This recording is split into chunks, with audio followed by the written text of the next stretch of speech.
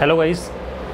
आज हम क्लास में करने वाला एक बहुत इंपॉर्टेंट टॉपिक है। मोस्टली बच्चों को कन्फ्यूजन होता है, पता नहीं क्यों होता है, मेरे को समझ में नहीं आया, फिर भी देख लेते हैं। चलो, टॉपिक है आपका चैप्टर पॉलिनोमियल का long division and remainder theorem.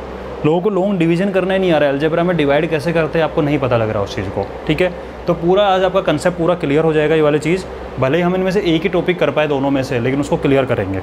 ठीक है, लेकिन उससे पहले अगर आपको डिवाइड करने से पहले कुछ बेसिक चीज़ों को समझना है। ठीक है, अगर आपको ये समझ में आ जाता है आप डिवाइड आराम से कर पाओगे। तो कुछ एग्जांपल समझेंगे, टॉपिक डाल लेना। आप मुझे बताओ, अगर मैं 2x को x से डिवाइड करूं, ये छोटे छोटे पार्ट है, मैं इस लॉन्ग डिवीजन वाले प्रोसेस को बिल्कुल ब्रेक कर देता हूं छोटे बच्चे वाले चीज़ों के अंदर, इससे फिर ये समझ में आ जाएगा, तो ये बहुत जल्दी हो जाएगा। अगर मुझे 2x को x से डिवाइड करना है तो वैल्यू क्या आएगी? देखो, x से x कट जाएगा और वैल्यू आएगी 2। समझ में आ रहा है? अगर मैं कहूँ मुझे 2, चलो 2 की जगह 3 कर लेते हैं। 3x स्क्वायर को अगर मुझे x से डिवाइड करना हो तो नीचे तो कुछ है ही नहीं, तो 3 तो रहेगा। ये x की पावर 2 और नीचे x की पावर 1 है, सब्ट्रैक्ट होगा तो 2 में से 1 चला गया तो क्या बचेगा? x की पावर 1 या फिर 3x बच जाएगा ये। ठीक है, यानी एक x से ये एक x उड़ गया इसका। x स्क्वायर का मतलब क्या होता है? x मल्टीप्लाई x, तो इस x से ये x उड़ गया एक, तो इसका क्या बचा? 3x बचा। इस x से ये x मत उड़ा देना भाई, फिर लिखो ना 3 की पावर 2, वो गलत हो जाएगा। ठीक है, अगर आपको मान लो किसी ने बोला कि आप बताओ 5x की पावर 4 अपॉन x स्क्वायर करना है, तो देखो 5 तो बचेगा ही बचेगा, ऊपर 4 है नीचे 2 है, सब्ट्रैक्ट होगा तो ऊपर सिर्फ 2 बचेगा। ठीक है, तो यानी x पावर 2 से x की पावर 4 का मतलब क्या? x 4 टाइम लिखा हुआ है और नीचे 2 टाइम लिखा हुआ है, तो मन में ही काटो इसको। नीचे के 2x से ऊपर के 2x कटे, 2x बच रहे हैं ऊपर का, तो वो क्या हो जाएगा? x square. समझ रहे हो? अगर मैं आपको बोलूँ कि 9x की पावर 5 अपॉन -3x स्क्वायर, तो देखो ध्यान देना, एक माइनस साइन है तो सिंगल माइनस का मतलब माइनस आएगा आंसर में। फिर 3 1 जा 3, 3 3 जा 9, 3 आएगा। और देखो ऊपर x की पावर 5 है, x 5 टाइम है और नीचे x सिर्फ 2 टाइम है, तो 2x नीचे से 2x ऊपर कट जाए तो ऊपर 3 तो भी बचेंगे ना। 5 - 2 3 तो बचेगा ही बचेगा ना, तो ऊपर x की पावर 3 भी बचेगा। समझ रहे हो? इस तरीके से ऊपर 5 नीचे 2, ऊपर 5 टाइम x लिखा हुआ है, वो x नीचे के 2x ने 2x को उड़ाया, x की पावर 3 बच रहा है। अगर आपको ये चीज़ें समझ में आ रही है किस तरीके से होता है, तो अब आपको लॉन्ग डिवीजन में प्रॉब्लम नहीं आएगी। ठीक है, एक बार इनको फटाफट से नोट कर लो। हाँ जी, अब हम समझते हैं लॉन्ग डिवीजन कैसे होता है, अच्छे से समझेंगे पूरा एक क्वेश्चन लेके, पूरा डिटेल के साथ में 2-3 क्वेश्चन में आपको बिल्कुल क्लियर हो जाएगा। मैंने उठाया आपके बुक का एग्जाम्पल नंबर 6। ठीक है, एग्जाम्पल नंबर 6 है कि डिवाइड px बाई gx, कि px को gx से डिवाइड करो और यहाँ पे px की वैल्यू है x plus 3x square minus 1 और gx की वैल्यू है 1 प्लस x। ठीक है, px है x plus 3x square minus 1 और 1 प्लस x। भाई लॉन्ग डिवीज़न तो समझा देंगे, लेकिन लॉन्ग डिवीज़न पहले हमें डिवीज़न समझ में आना चाहिए। अगर आपको डिवीज़न समझ में आता है तो लॉन्ग डिवीज़न में ज़्यादा प्रॉब्लम नहीं आएगी। सपोज करो मुझे 25 को 4 से डिवाइड करना है। ठीक है, तो आप क्या करोगे कि भाई 4 6 जा, आप चेक करोगे कि 25 लिख के मन में बोलोगे 4 की टेबल कितनी बार आ रहा है, 4 1 जा 4, 4 2 जा 8, ऐसे करते करते 4 6 जा 24। ठीक है, अब मैं आपसे एक सिंपल चीज़ पूछ रहा हूँ, बच्चों वाला क्वेश्चन पूछ रहा हूँ। देखो, आपको कहोगे सर ये क्या पूछ लिया आपने, वैसे आप बोलोगे सर 4 6 जा 24, तो 24 लिख दो। मैं इसी 24 को लिखने का तरीका पूछ रहा हूँ कि ये क्या चीज़ है, यहाँ क्या लिखते हो आप, वो बताओ मुझे। तो आप कहोगे सर ये बाहर 4 है और ये बाहर x है, ये 6 है। ठीक है, ये बाहर 4 है और ये बाहर 6 है, तो हम 4 और 6 को मल्टीप्लाई करते हैं तो 24 आता है, उस 24 को यहाँ लिखते हैं। समझना बेटा मैं क्या बोल रहा हूँ, मजाक में नहीं लिख रहा हूँ मैं इस चीज़ को। ठीक है, आपको एक कंसेप्ट समझाने वाला हूँ। चीज़ें को कंसेप्ट निकलता है हमेशा बच्चों वाली चीज़ों से ही, समझ रहे हो? तो आप ध्यान देना इस चीज़ को कि आपने बोला कि 24 लिखा नीचे, पहली बात तो 25 को डिवाइड करना, 4 के टेबल बोला, पता लगा कितनी बार 6 बार आया। फिर यहाँ पे क्या लिखना है, तो इसमें तो आप आराम से बोल दोगे सर 4 6 या 24 लिखो ना, आंसर नहीं चाहिए, प्रोसेस पे ध्यान दो। किस पे ध्यान दो? प्रोसेस पे। यानी कि मैं इसको इससे मल्टीप्लाई कर रहा हूँ और फिर जो वैल्यू आती है उस वैल्यू को यहाँ लिखता हूँ। समझ रहे हो इस चीज़ को? और फिर क्या करता हूँ, माइनस करता हूँ, यहाँ पे सब्ट्रैक्ट करता हूँ और इसमें सब्ट्रैक्ट करके आता है, ये आ जाता है, जो भी आएगा निकल जाएगा। ठीक है, अब आप मुझे बताओ इसको क्या बोलते हैं? इसको बोलते हैं डिवाइज़र। क्या बोलते हैं? डिवाइज़र। ये हो गया आपका डिविडेंड, ये होगा क्यूसेंट, और ये होता है रिमाइंडर, ये होता है रिमाइंडर। ठीक है, ओके, ये बात समझ में आ रही है? एक आधी चीज़ और समझ लो इसी के साथ में, फिर इस पे आप थोड़ा कॉन्फिडेंस के साथ आओगे। ये आपकी नेट प्रैक्टिस चल रही है या कॉन्फिडेंस के साथ आओगे यहाँ पे। ठीक है, इसी क्वेश्चन को मैं दोबारा एक और क्वेश्चन लेके चलता हूँ। ये क्वेश्चन नंबर 1 है, लिखना इसको जरूर, बहुत इंपॉर्टेंट चीज़ है बेटा। आपको लग रहा होगा सर बच्चों वाली चीज़ें पता है तो हमें, अगर पता है तो इसमें आपको प्रॉब्लम नहीं आनी चाहिए। अगर इसमें प्रॉब्लम आती मतलब आपको ये क्लियर नहीं है, समझ रहे हो? एक क्वेश्चन और लिया मैंने लिखा 36 और मैंने डिवाइड किया 3 से, तो आपने लिखा 3 1 जा 3। फिर वही बात है, मुझे 3 नहीं लिखना है यहाँ पे, मुझे ये बताओ कि ये आता कैसे है। तो आप कहोगे सर इस 3 को 1 से मल्टीप्लाई करने पे, 3 को 1 से मल्टीप्लाई करने पे जो वैल्यू आती है 3, उसको हम यहाँ लिखते हैं, फिर हम सब्ट्रैक्ट करते हैं, फिर जो भी होता है इसको हम उतार देते हैं यहाँ पे।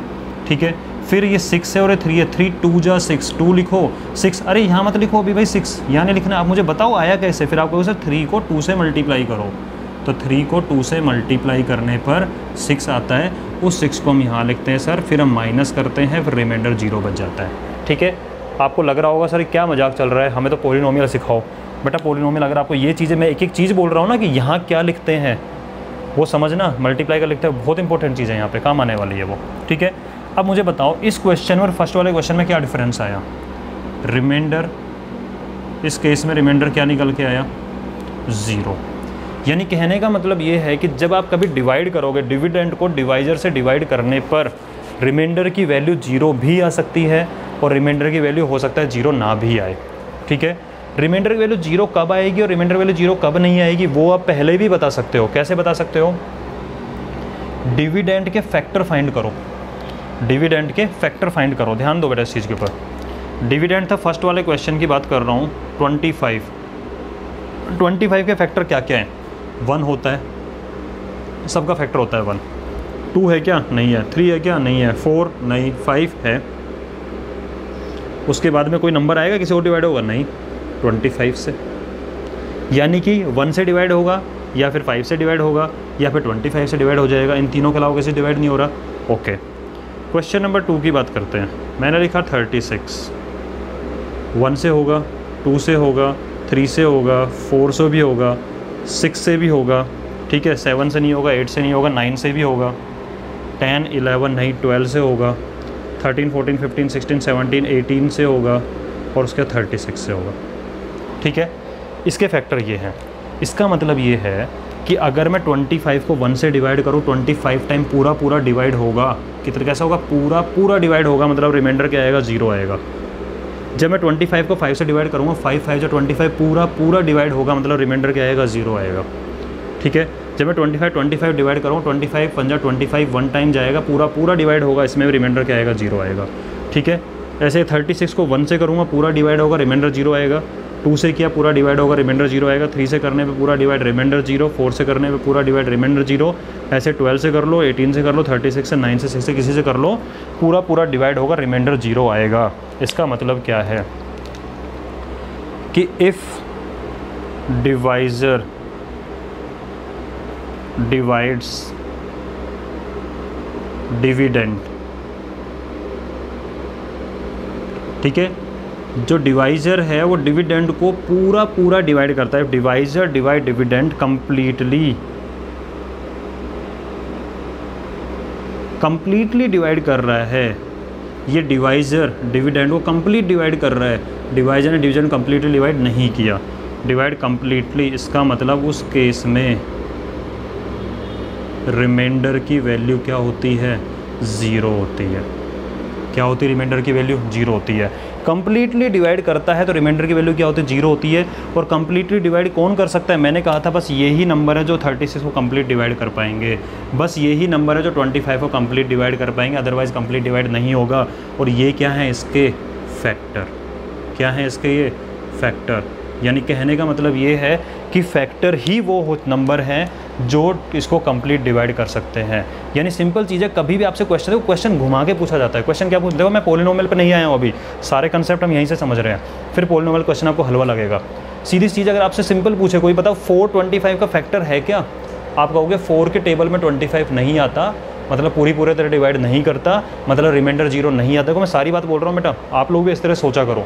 मैंने क्या बोला, क्वेश्चन था एक और मैंने आंसर देने की कोशिश की कई तरह से। कैसे? क्वेश्चन था कि चेक करके बताओ कि 425 का फैक्टर है या नहीं। तो आप कहोगे 4 फैक्टर है या नहीं है, 4 के टेबल में 25 नहीं आता, मतलब कंप्लीट डिवाइड नहीं करता, मतलब रिमाइंडर 0 नहीं होगा, इसका मतलब फैक्टर नहीं है।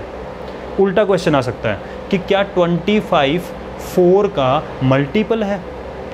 मल्टीपल वो होता है जो उसके टेबल में आता है, तो 25 4 के टेबल में नहीं आता।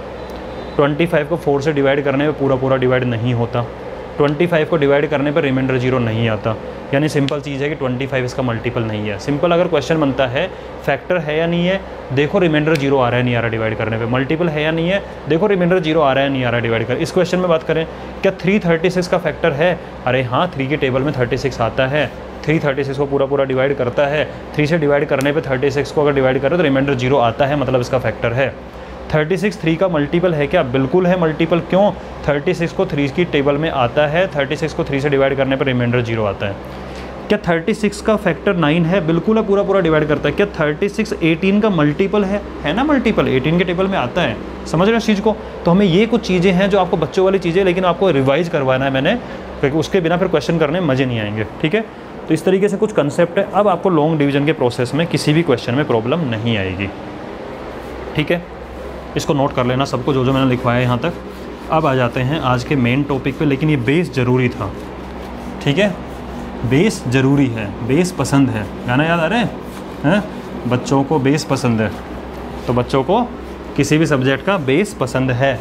अगर बेस ही नहीं बताएंगे तो ऐसा हो जाएगा, लटकते रह जाओगे, पता ही नहीं लगेगा क्या चल रहा है। ओके, हाँ जी।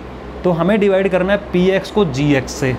यानी मुझे सिंपल चीज़ है कि मुझे px को gx से डिवाइड करना है। इस तरीके से लिख सकते हो, या फिर आप इसको ऐसे भी लिख सकते हो ना कि भाई मुझे px को, जिसको डिवाइड करते हो अंदर लिखा जाता है, gx से डिवाइड करना है, कर देंगे डिवाइड। इसके कुछ स्टेप्स हैं। स्टेप क्या है वो स्टेप सुन लेना। स्टेप 1 बहुत इंपॉर्टेंट स्टेप। अगर आपने स्टेप फॉलो नहीं किया, स्टेप 1 फॉलो नहीं किया, तो चांसेस नहीं है आपके करेक्ट होने के, रॉन्ग ही होना है। स्टेप 1 क्या है इसका? Convert both divisor and dividend in standard form. यानी कि डिवाइज़र और डिविडेंड दोनों को स्टैंडर्ड फॉर्म में कन्वर्ट करो। अब आप कहोगे सर ये स्टैंडर्ड फॉर्म क्या होती है? ठीक है, बिल्कुल अच्छा क्वेश्चन है, पूछ लिया आप लोगों ने, बढ़िया है। नहीं पूछा होता मैं बताता ही नहीं। स्टैंडर्ड फॉर्म होता है पावर, शॉर्ट में लिख रहा हूँ, बिल्कुल समझा दूँगा। Power must be in decreasing order. Decreasing order, power को डिक्रीजिंग ऑर्डर में लिखना है अपन को। किस में लिखना है? डिक्रीजिंग ऑर्डर, मैं भी बता दूंगा। ठीक है, अब ज़रा ध्यान दो इसको। मेरा px था, ये क्या है? डिविडेंट है, क्योंकि इसको डिवाइड करना है। ये लिखा हुआ है x की पावर 1 है, कुछ नहीं है तो क्या x की पावर 1 है।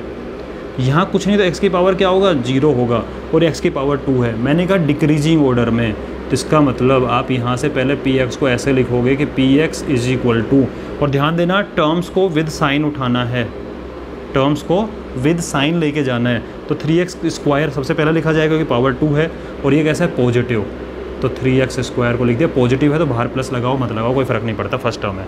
उसके बाद मुझे लगानी होगी ये x की पावर 1, और इसके आगे कैसा साइन है? कुछ नहीं है तो कैसा साइन होता है इसके आगे? प्लस का होता है, तो यहाँ लिखूँगा मैं प्लस x, और फिर है माइनस का 1।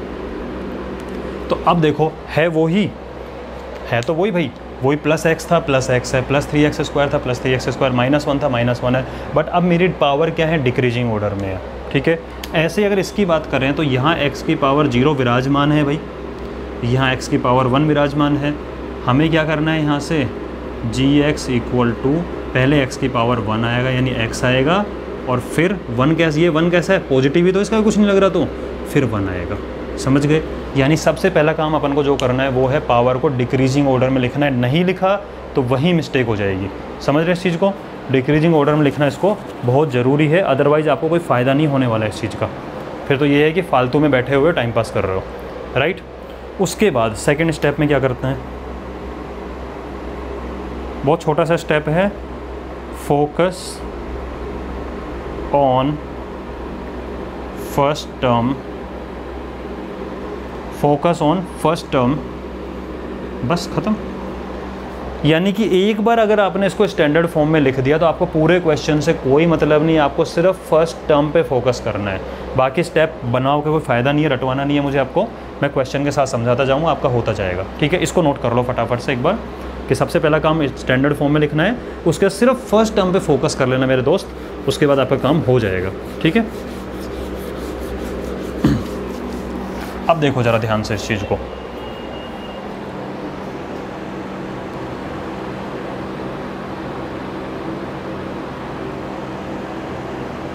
हाँ जी, अब ज़रा ध्यान से देख लो इस चीज़ को कैसे करना है। तो हम स्टैंडर्ड फॉर्म में तो लिख चुके हैं, और आपको पता है कि जब मुझे px को gx से डिवाइड करना है तो px वाली चीज़ ब्रैकेट के अंदर, इसके अंदर लिखी जाएगी। तो इसके अंदर लिखा जाएगा 3x स्क्वायर प्लस x और माइनस का 1।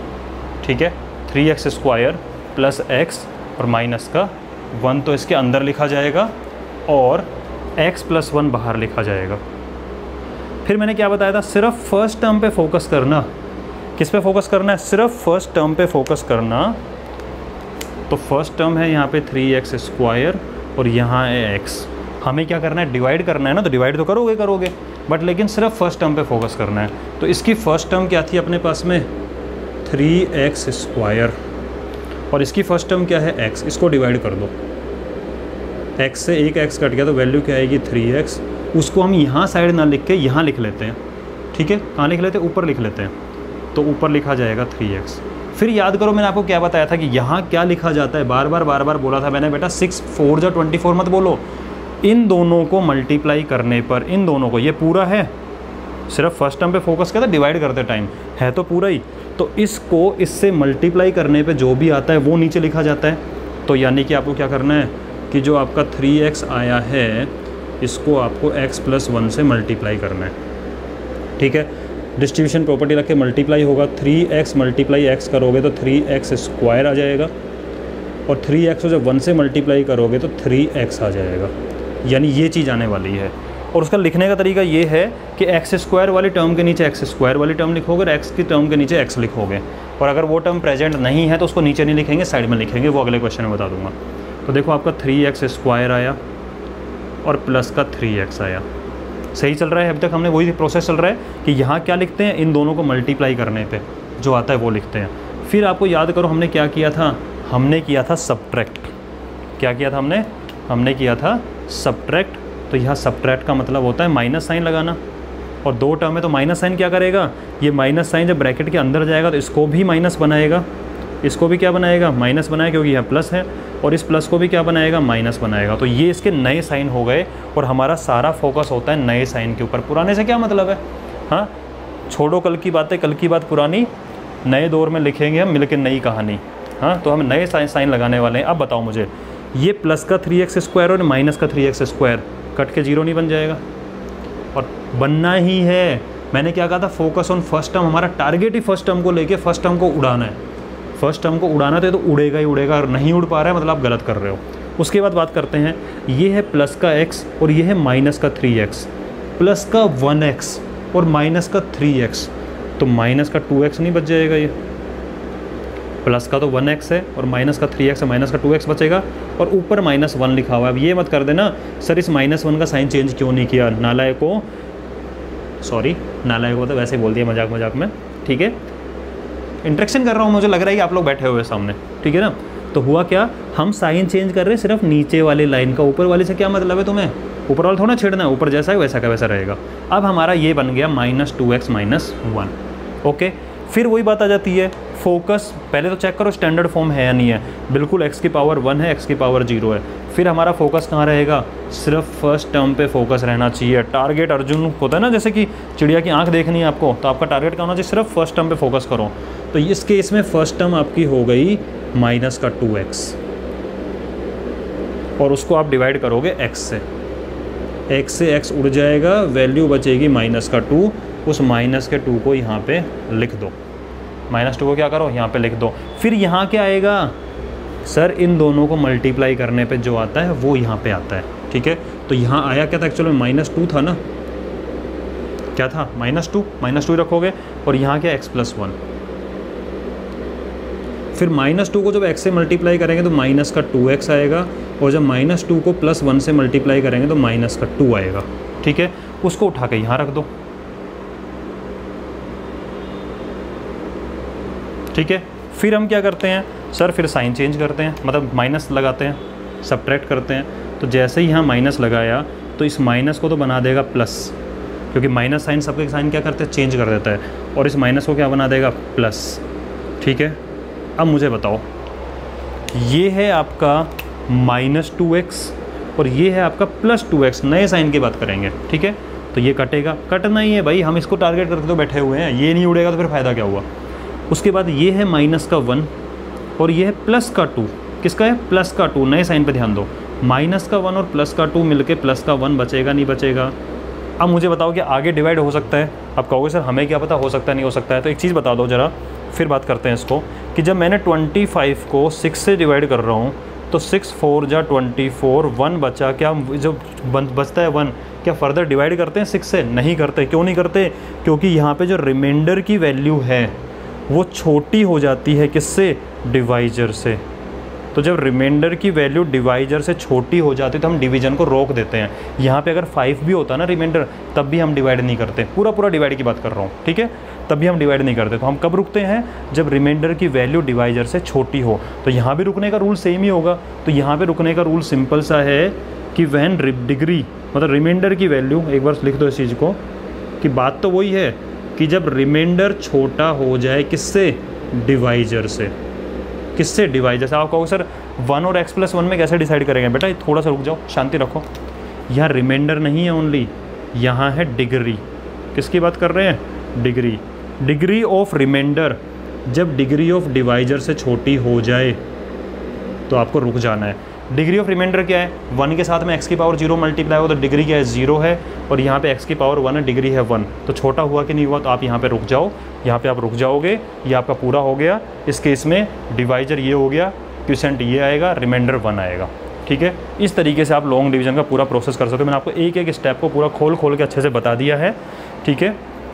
भले ही हम एक ही क्वेश्चन करेंगे आज, ये 2 क्वेश्चन लेके आ जाऊँगा, दूसरा क्वेश्चन, लेकिन होना चाहिए पूरा डिटेल में, कंसेप्ट था इसलिए। अब आप मुझे एक चीज़ बताओ कि ये तो आपने निकल लिया होगा, या रिमाइंडर आया 1, रिमाइंडर, इसको नोट कर लेना बेटा एक बार फटाफट से। इस रिमाइंडर को फाइंड करने का एक शॉर्टकट और होता है, इसको नोट कर लिया। रिमाइंडर को फाइंड करने का एक शॉर्टकट होता है कि डायरेक्टली भी बना सकता है। उसका तरीका क्या है, उसका तरीका सुनना। जो ये डिवाइजर होता है, क्या होता है, डिवाइजर, ठीक है। इसका 0 फाइंड करो, क्या करो, इसका 0 फाइंड। मैं अभी उस पर नहीं, रिमाइंडर थ्योरम का कंसेप्ट बता रहा हूँ, थ्योरम का स्टेटमेंट नहीं बता रहा हूँ। तो आप सिर्फ समझते चलो कि इसका 0 फाइंड करो। कैसे फाइंड करोगे, तो आप इसका 0 लिखोगे कि सर ये x+1 है, तो मैं x+1 के इक्वल टू में 0 रख दूंगा। अभी ऐसे एरो लगा लिख लो, अभी स्टार्टिंग 1-2 क्वेश्चन में ऐसे एरो लगा लिखना, समझ में आ जाएगा। और यहाँ से x = 0 और +1 उधर जाके -1 हो जाएगा, यानी x की वैल्यू हो गई -1, x की वैल्यू क्या हो गई, -1। और यहाँ पे पोलिनोमियल क्या गिवन था, px मतलब जो डिविडेंड है उसकी बात कर रहे हैं, जो ये लिखा होता है ना, इस पर फोकस करना। तो यहाँ पे px क्या है आपका, 3x² + x -1। 1-2 के मन में आ रहा होगा सर 3x² + x -1 लें, ये x + 3x² -1 लगे, भाई एक ही बात है, इसको ले लो, सेम ही है वो, ठीक है। तो करना क्या है कि जो इसका 0 फाइंड करने पे, यानी डिवाइजर का 0, आपको क्या करना है कि डिवाइजर का तो 0 फाइंड करना है, डिवाइजर का क्या फाइंड करना है, 0 फाइंड करना है, और डिविडेंड को लिख दो और इस वैल्यू को जो 0 फाइंड करने वाले इसको उठा के इसमें रख दो। तो x की जगह रखो -1, तो 3 मल्टीप्लाई -1 का स्क्वायर, फिर -1 और -1, -1 का स्क्वायर +1 होता है, तो 3 मल्टीप्लाई 1 और -1 -2 हो गया, 3 1 जा 3 -2 = 1, यानी इसकी वैल्यू निकल के आ गई आपकी 1। ये भी तो 1 ही आया कि नहीं आया, यानी कि ये रिमाइंडर निकालने का शॉर्टकट तरीका है। ठीक है, क्या तरीका है सुन लो कि डिवाइजर का 0 फाइंड करो, ठीक है, और डिविडेंड की वैल्यू फाइंड करो उसके ऊपर। डिविडेंड मतलब इसकी वैल्यू, कल वाला क्वेश्चन ही हो गया कि find value of 3x² + x -1 at x = -1। समझो कल वाले क्वेश्चन को, नेचर समझना इस चीज़ की। मैं क्या बोल रहा हूँ, find value of 3x² + x -1 at x = -1। ठीक है, तो इसका मतलब एक स्टेटमेंट निकल गया। रिमाइंडर फाइंड करने का एक शॉर्टकट मेथड है, वो क्या है सुन लो एक बार। स्टेटमेंट दे देता हूँ मैं, शॉर्टकट टू फाइंड रिमाइंडर क्या होता है कि value of dividend, value of dividend, आपको डिविडेंड की वैल्यू निकालनी है किस पे, एट, इसके ऊपर। और ये क्या है एक्चुअल में, ये डिवाइजर का 0 ही तो है। ये वैल्यू जो निकल के आई थी इस डिवाइजर का 0 ही तो है, एट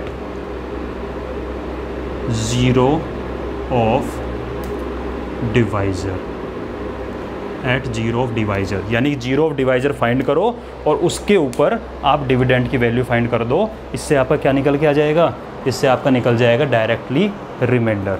समझ रहे हो, इस तरीके से आप क्वेश्चन कर सकते हो। अब एक क्वेश्चन और कराऊंगा ताकि कंसेप्ट क्लियर हो जाए बिल्कुल पूरा। ये वाला क्वेश्चन में तो बहुत ज़्यादा टाइम लगाया था, सेकंड क्वेश्चन में इतना टाइम नहीं लगेगा। ठीक है, और ये भी करेंगे आंसर। देखो ये जो बोल रहे हैं, जो आपको शॉर्टकट मेथड बताया रिमाइंडर फाइंड करने का, ये एक्चुअल में आंसर वेरीफाई करने का तरीका है। अगर आपका रिमाइंडर और वो सेम आ जाए, इसका मतलब आपने डिवीजन ठीक किया है। अगर नहीं आ पाता है सेम, इसका मतलब आप कुछ गलती कर रहे हो। ठीक है, तो आपका एग्जाम्पल नंबर ये मैं करा चुका हूँ 6, एग्जाम्पल नंबर 7 पकड़ देते हैं। ठीक है, डिवाइड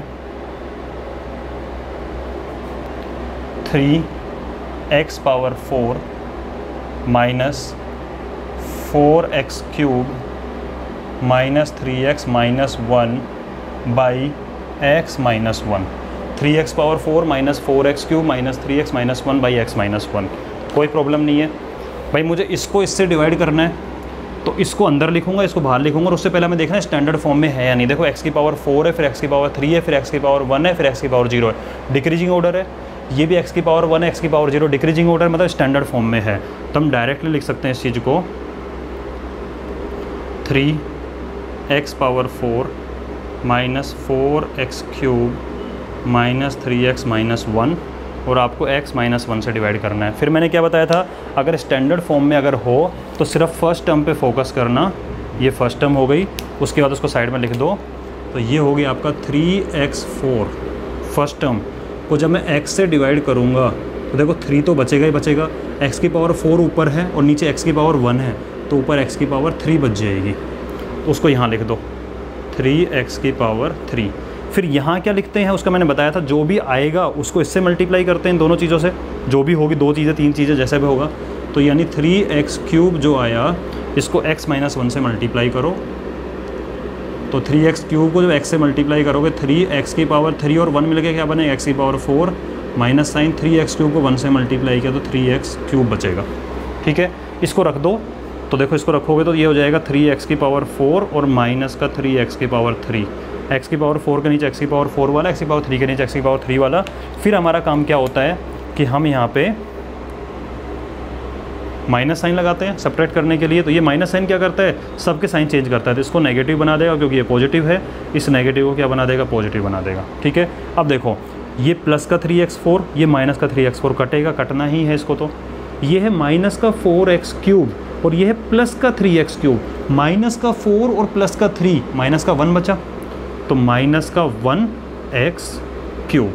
ठीक है, इसको लिख देता हैं यहाँ से, ये बचेगा माइनस का 1x³ और फिर ऊपर वालों को उतार लो ऐसे कैसे, इनका साइन चेंज नहीं होने वाला, सिर्फ इस लाइन का साइन चेंज होता है, माइनस का 3x माइनस 1। ठीक है, उसके बाद बात करते हैं सिर्फ डिक्रीजिंग ऑर्डर में या ठीक है। फिर फर्स्ट टर्म पे फोकस करते हैं। तो फर्स्ट टर्म इसकी निकली आपकी माइनस का x क्यूब और ये है x, तो माइनस तो बचेगा, x की पावर 3 ऊपर है, नीचे x की पावर 1 है, तो x की पावर 2 बच जाएगा। ठीक है, उसको लिख दो माइनस का x की पावर 2, साइन की गड़बड़ मत कर देना। फिर जो ऊपर माइनस एक्स स्क्वायर जो निकल के आया था, इसको इससे मल्टीप्लाई करते हैं, तो जो इसको इससे मल्टीप्लाई किया तो माइनस एक्स की पावर 3 और माइनस माइनस प्लस एक्स की पावर 2। ठीक है, इस क्वेश्चन में एक छोटा सा लॉजिक है, वो समझना भी, जो बात मैं बार बार बोल रहा हूँ कि एक्स क्यूब के नीचे एक्स क्यूब लिखना है, एक्स स्क्वायर के नीचे एक्स स्क्वायर लिखना है, एक्स के नीचे एक्स लिखना है, वो ध्यान रखना है अपन को। अब देखो ये है माइनस का एक्स क्यूब, कोई प्रॉब्लम नहीं है, मैंने लिख दिया यहाँ पे माइनस का एक्स क्यूब। फिर है प्लस का एक्स स्क्वायर, क्या मेरे पास कोई एक्स स्क्वायर वाली टर्म है यहाँ पे? नहीं है, तो किसके नीचे लिखूँगा? मत लिखो किसी के नीचे, इसको लिखो दूर। कहाँ लिखोगे? ना एक्स के नीचे आ सकता है, ना 1 के नीचे आ सकता है, एक्स स्क्वायर तो सेपरेट लिखना पड़ेगा। ठीक है, यानी जो टर्म प्रेजेंट जैसा है उसके नीचे वो लिखोगे, क्यूब के नीचे क्यूब वाला, स्क्वायर के नीचे स्क्वायर वाला, एक्स के नीचे एक्स वाला। नहीं है तो देश निकाला कर दो उसको, ठीक है, बाहर भगा दो। फिर माइनस साइन आता है, ब्रैकेट तो लगेगा भाई, ये तो है तो सही नीचे। ठीक है, अब क्या होगा, ये माइनस सबके साइन चेंज कर देगा, इस माइनस को बना देगा प्लस और इस प्लस को बना देगा माइनस। ठीक है, और ये कटेगा, माइनस का एक्स क्यूब प्लस का एक्स क्यूब कट जाएगा। समझ रहे हो? अब मुझे बताओ, क्या पहले मैं माइनस 3x लिखूँ? गड़बड़ हो जाएगी, क्योंकि ये आएगा तो सही, कटा थोड़ी ना है, आएगा ये भी, तो पहले ये आएगा, क्योंकि x की पावर 2 है, फिर x की पावर 1 है, तो पहले ये लिखेंगे। तो इसको कैसे लिखोगे? प्लस का एक्स स्क्वायर या माइनस का एक्स स्क्वायर? बेटा जी नए साइन पे ध्यान देना, तो इसको लिखा जाएगा माइनस का एक्स स्क्वायर, पहले ये आएगा, फिर आएगा माइनस का 3x और फिर आएगा माइनस। को छोड़ नहीं सकते और पहले x नहीं लिख सकते, क्योंकि हमने बोला स्टैंडर्ड फॉर्म होना चाहिए, तो ये ज़रूर चेक कर लेना। ठीक है, उसके बाद फिर अपना काम एक बार साइड वाला आपने नोट कर लिया होगा, मैं एक बार इरेज करके मुझे लिखना है वहाँ पे। हाँ जी,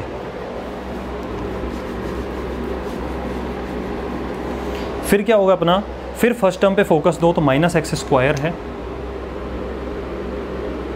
और यहाँ की फर्स्ट टर्म x है, तो देखो एक x से x कट जाएगा एक्स स्क्वायर का, तो ये माइनस का x बचेगा, तो उसको यहाँ लिख दो। और माइनस x को इससे मल्टीप्लाई करोगे x माइनस 1 से, तो माइनस x को x से किया तो माइनस का एक्स स्क्वायर बचा, और माइनस x को माइनस 1 से किया तो प्लस का x हो गया, दो माइनस मिलकर प्लस बन गया। अब इसको उठा के यहाँ रख दो, तो माइनस का एक्स स्क्वायर और प्लस का x लिख सकते हैं, एक्स स्क्वायर नीचे एक्स स्क्वायर, एक्स के नीचे x। फिर हमें क्या करना होता है, इनके साइन चेंज करने होते हैं। क्यों? क्योंकि सब्ट्रैक्शन होता है, ये तो आपको पता ही है। वही वाला चीज़ चल रहा है जैसे नॉर्मल में आपको डिवीजन बताया था, ये माइनस साइन इस माइनस को प्लस बना देगा और इस प्लस को माइनस बना देगा। देखो माइनस का x square plus x square तो कट गया। ठीक है, माइनस का 3x और माइनस का x मिलके बन गया माइनस का 4x। भाई माइनस का 3x है तो ये, और माइनस का 4x और ऊपर माइनस 1 है, बच जाएगा। अभी भी स्टैंडर्ड फॉर्म के अंदर है ये अभी भी स्टैंडर्ड फॉर्म में ही है। तो फिर फर्स्ट टर्म पे फोकस करो, तो फर्स्ट टर्म लिखी माइनस का 4x, इसको इस x से डिवाइड करेंगे तो कट जाएगा, तो माइनस का 4 आएगा, इस माइनस 4 को यहाँ लिख देंगे, और इस माइनस 4 जो आया इसको इससे मल्टीप्लाई करेंगे x माइनस 1 से, तो माइनस 4 कर दो, माइनस का 4x और दो माइनस मिलकर प्लस 4 1 जा 4। ठीक है, तो ये बन गया माइनस का 4x और प्लस 4। फिर वही वाला काम करेंगे इसके अंदर, ये माइनस इसको प्लस बना देगा और इसको माइनस बना देगा, ये तो कटेगा क्योंकि माइनस 4x प्लस 4x, और माइनस का 1 और माइनस का 4 मिलके माइनस का 5 बच जाएगा। तो रिमाइंडर क्या हो गया? माइनस 5। क्यों डिवाइड नहीं हो सकता? अब इसकी डिग्री कितनी है? 0। कांस्टेंट पॉलिनोमियल है, डिग्री क्या है? 0, और ये डिग्री है 1, तो degree of remainder is less than degree of divisor, तो यहाँ पे हम स्टॉप कर देंगे। ठीक है, तो ये हमारा हो गया तरीका, -5 निकल के आ रहा है। अब मैंने कहा था आंसर वेरीफाई करना है। क्या करना है आपको? आंसर वेरीफाई करना है। कैसे? शॉर्टकट मेथड से रिमाइंडर फाइंड करने का। तो मैंने क्या कहा था कि इस डिवाइजर का तो 0 फाइंड करो। क्या फाइंड करो? 0 फाइंड करो। तो जब x माइनस 1 इक्वल टू क्या रख दोगे? 0, तो यहाँ से x इक्वल टू 0 प्लस 1 1 बन जाएगा। ठीक है, डिवाइजर का क्या फाइंड करना है? हमें 0 फाइंड करना है, और वैल्यू किसकी निकालनी है? डिविडेंड की, यानी इसकी वैल्यू निकालनी है। ठीक है, देखते हैं -5 आता है कि नहीं आता है। मैं इसको इरेज कर रहा हूँ, नोट कर लो आप इसको पूरे को। हाँ जी, तो अपने पास में पोलिनोमियल जो बचा है, द पोलिनोमियल इज़ 3x की पावर 4, ये है px मान लेते हैं। तो मुझे इस वैल्यू पे फाइंड करना है इसकी वैल्यू, तो हो जाएगा p1, जहाँ जहाँ x है वहाँ क्या रखना है मुझे 1 रखना है। तो 3 मल्टीप्लाई 1 की पावर 4 माइनस 4 मल्टीप्लाई 1 का क्यूब माइनस 3 मल्टीप्लाई 1 माइनस 1, 1 की पावर 4 क्या होता है 1, 3 माइनस 4 माइनस 3 माइनस 1, 3 से 3 कट गया, माइनस 4 माइनस 1 मिलके बन गया माइनस का 5। चेक कर लो, रिमाइंडर -5 ही था। हमारा आंसर वेरीफाई हो गया है और इसी को बोलते हैं remainder theorem. Statement next class में दूंगा, ठीक है। इसको कर लेना अच्छे से प्रैक्टिस।